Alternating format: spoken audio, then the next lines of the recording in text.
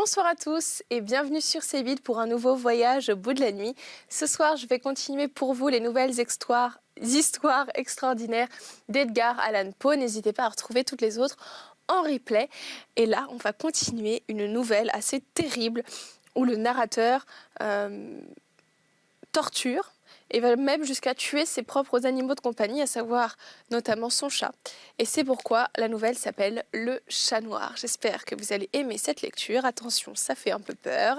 Et n'hésitez pas à réagir sur les réseaux avec le hashtag VBN. On y va sans plus attendre. Cet horrible meurtre accompli, je me mis immédiatement et très délibérément en mesure de cacher le corps.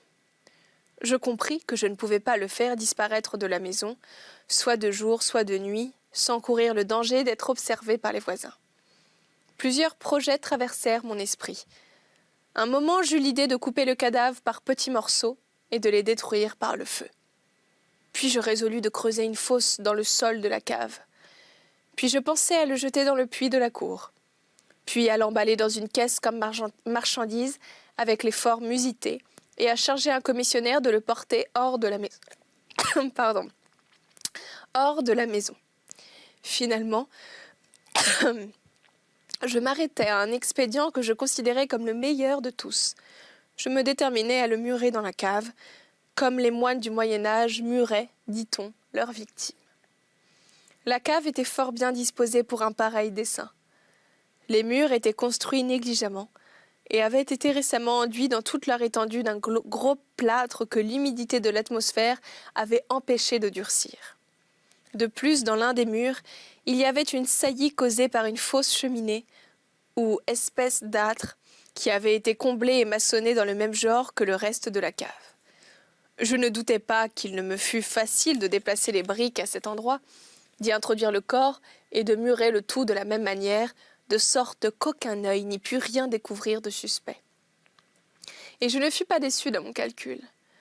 À l'aide d'une pince, je délogeai très aisément les briques et, ayant soigneusement appliqué le corps contre le mur intérieur, je le soutins dans cette position jusqu'à ce que j'eusse rétabli, sans trop de peine, toute la maçonnerie dans son état primitif. M'étant procuré du mortier, du sable et du poêle avec toutes les précautions imaginables, je préparai un crépi qui ne pouvait pas être distingué de l'ancien, et j'en recouvris très soigneusement le nouveau briquetage. Quand j'eus fini, je vis avec satisfaction que tout était pour le mieux. Le mur ne présentait pas la plus légère trace de dérangement. J'enlevai tous les gravats avec le plus grand soin, j'épluchai, pour ainsi dire, le sol. Je regardais triomphalement autour de moi, et me dis à moi-même « Ici, au moins, ma peine n'aura pas été perdue. » Mon premier mouvement fut de chercher la bête qui avait été la cause d'un si grand malheur. Car à la fin, j'avais résolu fermement de la mettre à mort. Si j'avais pu la rencontrer dans ce moment, sa destinée était claire. Mais il paraît que l'artificieux animal avait été alarmé par la violence de ma récente colère et qu'il prenait soin de ne pas se montrer dans l'état actuel de mon humeur. Il est impossible de décrire ou d'imaginer la profonde, la béate sensation de soulagement que l'absence de la détestable créature détermina dans mon cœur. Elle ne se présenta pas de toute la nuit, et ainsi ce fut la première bonne nuit, depuis son introduction dans la maison, que je dormis solidement et tranquillement. Oui, je dormis avec le poids de ce meurtre sur l'âme. Le second et le troisième jour s'écoulèrent, et cependant mon bourreau ne vint pas. Une fois encore, je respirais comme un homme libre. Le monstre, dans sa terreur, avait vidé les lieux pour toujours. Je ne le verrais donc plus jamais. Mon bonheur était suprême. La criminalité de ma ténébreuse action ne m'inquiétait que fort peu. On avait bien fait une espèce d'enquête, mais elle était satisfaite à bon marché. Une perquisition avait même été ordonnée, mais naturellement on ne pouvait rien découvrir. Je regardais ma félicité à venir comme assurée. Le 4e jour depuis l'assassinat, une troupe d'agents de police vint très inopinément à la maison et procéda de nouveau à une rigoureuse investigation des lieux. Confiant néanmoins dans l'impénétrabilité de la cachette, je n'éprouvais aucun embarras. Les officiers me firent les accompagner dans leurs recherches. Ils ne laissèrent pas un coin, pas un angle inexploré. À la fin, pour la 3e ou 4e fois, ils descendirent dans la cave. Pas un muscle en moi ne tressaillit.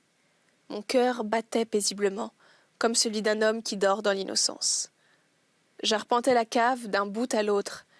Je croisais mes bras sur ma poitrine et me promenais çà et là avec aisance. La police était pleinement satisfaite et se préparait à décamper. La jubilation de mon cœur était trop forte pour être réprimée.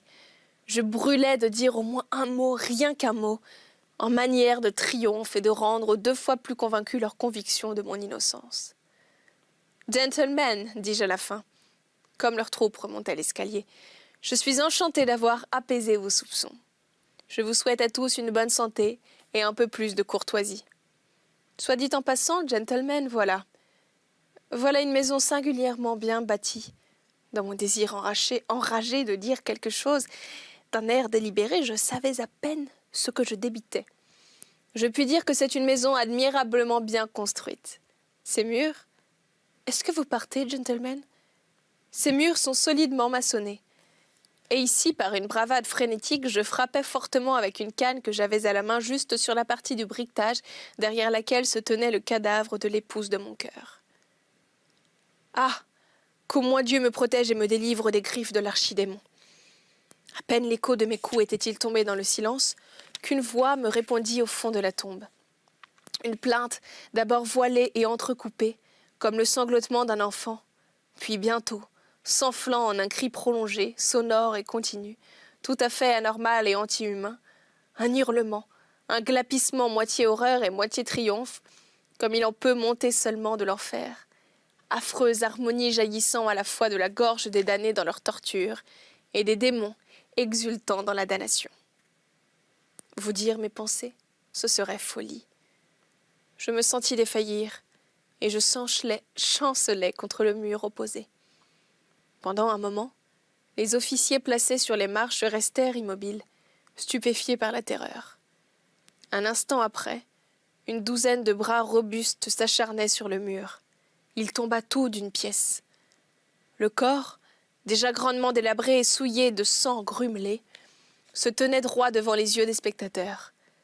Sur sa tête, avec la gueule rouge dilatée et l'œil unique flamboyant, était perchée la hideuse bête dont l'instus m'avait induit à l'assassinat et dont la voix révélatrice m'avait livré au bourreau. J'avais muré le monstre dans la tombe. C'en est fini pour cette nouvelle du chat noir. Nous allons maintenant découvrir ensemble la nouvelle William Wilson, avec cette petite entrée en matière de Chamberlain dans Faronida. Quand dira-t-elle? Que dira cette conscience affreuse, ce spectre qui marche dans mon chemin? Qu'il me soit permis pour le moment de m'appeler William Wilson. La page vierge étalée devant moi ne doit pas être souillée par mon véritable nom. Ce nom n'a été que trop souvent un objet de mépris et d'horreur, une abomination pour ma famille. Est-ce que les vents indignés n'ont pas ébruité jusque dans les plus lointaines régions du globe son incomparable infamie? Oh, de tous les proscrits, le proscrit le plus abandonné. N'es-tu pas mort à ce monde à jamais? À ses honneurs, à ses fleurs, à ses aspirations dorées? Et un nuage épais, lugubre, illimité, n'est-il pas éternellement suspendu entre tes espérances et le ciel? Je ne voudrais pas, quand même je le pourrais, enfermer aujourd'hui dans ces pages le souvenir de mes dernières années d'ineffable misère et d'irrémissible crime. Cette période récente de ma vie a soudainement comporté une hauteur de turpitude dont je veux simplement déterminer l'origine. C'est là pour le moment mon seul but. Les hommes en général deviennent vils par degrés. Mais moi, toute vertu s'est détachée de moi en 1 minute, d'un seul coup, comme un manteau. D'une perversité relativement ordinaire, j'ai passé par une enjambée de géants à des énormités plus qu'héliogabaliques. Permettez-moi de raconter tout au long quel hasard, quel unique accident a amené cette malédiction. La mort approche et l'ombre qui la devance a jeté une influence adoucissante sur mon cœur. Je soupire, en passant à travers la sombre vallée, après la sympathie, j'allais dire la pitié de mes semblables.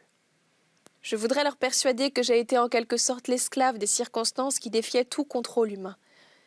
Je désirerais qu'ils découvrissent pour moi, dans les détails que je vais leur donner, quelques petites oasis de fatalité dans un Sahara d'erreurs. Je voudrais qu'ils accordassent ce qu'ils ne peuvent pas se refuser à accorder, que bien que ce monde ait connu de grandes tentations, jamais l'homme n'a été jusqu'ici tenté de cette façon, que bien que ce monde ait connu de grandes tentations, et certainement n'a jamais succombé de cette façon. Est-ce donc pour cela qu'il n'a jamais connu les mêmes souffrances? En vérité, n'ai-je pas vécu dans un rêve? Est-ce que je ne meurs pas victime de l'horreur et du mystère des plus étranges de toutes les visions sublunaires? Je suis le descendant d'une race qui s'est distinguée en tout temps par un tempérament imaginatif et facilement excitable. Et ma première enfance prouva que j'avais pleinement hérité du caractère de famille. Quand j'avançai en âge, ce caractère se dessina plus fortement. Il devint pour 1000 raisons une cause d'inquiétude sérieuse pour mes amis et de préjudice positif pour moi-même. Je devins volontaire, adonné aux plus sauvages caprices. Je fus la proie des plus indomptables passions. Mes parents, qui étaient d'un esprit faible et que tourmentaient des défauts constitutionnels de même nature, ne pouvaient pas faire grand-chose pour arrêter les tendances mauvaises qui me distinguaient. Il y eut de leur côté quelques tentatives, faibles, mal digérées, qui échouèrent complètement et qui tournèrent pour moi en triomphe complet. À partir de ce moment, ma voix fut une loi domestique. Et à un âge où peu d'enfants ont quitté leur lisière, je fus abandonné à mon libre arbitre et devins le maître de toutes mes actions, excepté de mon nom. Mes premières impressions de la vie d'écolier sont liées à une vaste et extravagante maison du style d'Élisabeth, dans un sombre village d'Angleterre, décoré de nombreux arbres gigantesques et noueux, et dont toutes les maisons étaient excessivement anciennes. En vérité, c'était un lieu semblable à un rêve et bien fait pour charmer l'esprit que cette vénérable vieille ville. En ce moment même, je sens en imagination le frisson rafraîchissant de ces avenues profondément ombreuses. Je respire l'émanation de ces 1000 taillis et je tressaille encore, avec une indéfinissable volupté, à la note profonde et sourde de la cloche, déchirant à chaque heure de son rugissement soudain et morose la quiétude de l'atmosphère brune dans laquelle s'enfonçait et s'endormait le clocher gothique tout dentelé. Je trouve peut-être autant de plaisir qu'il m'est donné d'en éprouver maintenant à m'appesantir sur ces minutieux souvenirs de l'école et de ses rêveries. Plongé dans le malheur comme je le suis, malheur hélas qui n'est que trop réel, on me pardonnera de chercher un soulagement, bien léger et bien court, dans ces puérils et divagants détails. D'ailleurs, quoique absolument vulgaires et risibles en eux-mêmes, ils prennent dans mon imagination une importance circonstancielle à cause de leur intime connexion avec les lieux et l'époque où je distingue maintenant les premiers avertissements ambigus de la destinée, qui depuis lors m'a si profondément enveloppé de son ombre. Laissez-moi donc me souvenir. La maison, je l'ai dit, était vieille et irrégulière. Les terrains étaient vastes, et un haut et solide mur de briques, couronné d'une couche de mortier et de verre cassé, en faisait le circuit. Ce rempart digne d'une prison formait la limite de notre domaine. Nos regards n'allaient au-delà que 3 fois par semaine, une fois chaque samedi dans l'après-midi, quand, accompagnés de 2 maîtres d'études, on nous permettait de faire de courtes promenades en commun à travers la campagne voisine, et 2 fois le dimanche, quand nous allions, avec la régularité des troupes à la parade, assister aux offices du matin et du soir dans l'unique église du village. Le principal de notre école était pasteur de cette église.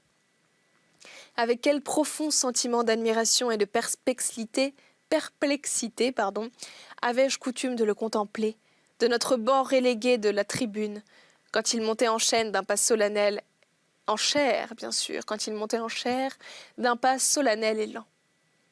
Ce personnage vénérable, avec ce visage si modeste et si bénin, avec une robe si bien lustrée et si cléricalement ondoyante, avec une perruque si minutieusement poudrée, si roide et si vaste, pouvait-il être le même homme qui, tout à l'heure, avec un visage aigre et dans des vêtements souillés de tabac, faisait exécuter, férule en main, les lois draconiennes de l'école?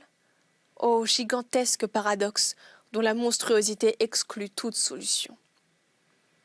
Dans un angle du mur massif rechignait une porte plus massive encore, solidement fermée, garnie de verrous et surmontée d'un buisson de ferraille denticulé. Quel sentiment profond de crainte elle inspirait! Elle ne s'ouvrait jamais que pour les 3 sorties et rentrées périodiques dont j'ai déjà parlé. Alors, dans chaque craquement de ces gonds puissants, nous trouvions une plénitude de mystères, tout un monde d'observations solennelles ou de méditations plus solennelles encore. Le vaste enclos était d'une forme irrégulière et divisé en plusieurs parties, dont 3 ou 4 des plus grandes constituaient la cour de récréation. Elle était aplanie et recouverte d'un sable menu et rude. Je me rappelle bien qu'elle ne contenait ni arbre ni banc, ni quoi que ce soit d'analogue. Naturellement, elle était située derrière la maison. Devant la façade s'étendait un petit parterre, planté de buis et d'autres arbustes. Mais nous ne traversions cette oasis sacrée que dans de bien rares occasions, telles que la première arrivée à l'école ou le départ définitif, ou peut-être quand un ami, un parent nous ayant fait appeler, nous prenions joyeusement notre course vers le logis paternel, aux vacances de Noël ou de la Saint-Jean. Mais la maison, quelle curieuse vieille bâtisse cela faisait. Pour moi, quel véritable palais d'enchantement. Il n'y avait réellement pas de fin à ces détours, à ces incompréhensibles subdivisions. Il était difficile, à n'importe quel moment donné, de dire avec certitude si l'on se trouvait au premier ou au second étage. D'une pièce à l'autre, on était toujours sûr de trouver 3 ou 4 marches à monter ou à descendre. Puis les subdivisions latérales étaient innombrables, inconcevables, tournaient et retournaient si bien sur elles-mêmes que nos idées les plus exactes relativement à l'ensemble du bâtiment n'étaient pas très différentes de celles à travers lesquelles nous envisagions l'infini.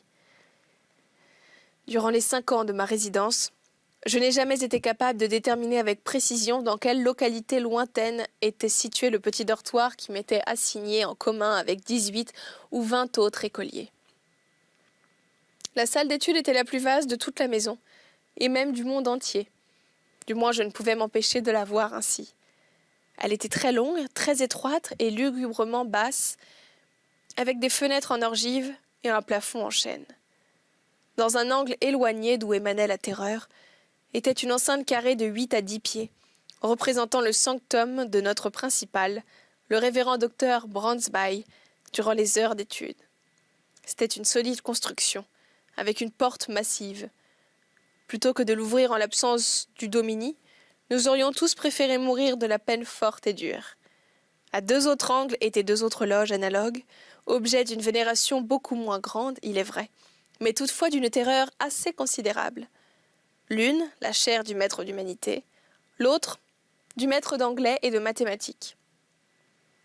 Éparpillés à travers la salle, d'innombrables bancs et des pupitres, effroyablement chargés de livres maculés par des doigts, se croisaient dans une irrégularité sans fin, noirs, anciens, ravagés par le temps, et si bien cicatrisés de lettres initiales, de noms entiers, de figures grotesques et d'autres nombreux chefs-d'œuvre du couteau, qu'ils avaient entièrement perdu le peu de forme originelle qui leur avait été répartie dans les jours très anciens. À une extrémité de la salle se trouvait un énorme seau plein d'eau, et à l'autre, une horloge d'une dimension prodigieuse. Voilà, c'est sur ces mots que s'achève cette édition de Voyage au bout de la nuit. J'espère que cette lecture vous aura plu. C'était la nouvelle William Wilson, des nouvelles histoires extraordinaires d'Edgar Allan Poe. Très connu, qu'on adore lire, nous, dans Voyage au bout de la nuit, parce que tout simplement, c'est hyper propice à écouter la nuit avec cet univers fantastique qui fait presque peur parfois. Mais ce sont des nouvelles toujours intelligentes qui ont beaucoup à nous dire et à nous apprendre. En tout cas, n'hésitez pas à retrouver tout ça en replay et puis à me dire ce que vous en avez pensé sur les réseaux avec le hashtag VBN. Je serais vraiment hyper contente de vous lire. N'hésitez pas à rester surtout, puisque je continue tout de suite cette lecture. On se dit à très vite alors. Ciao!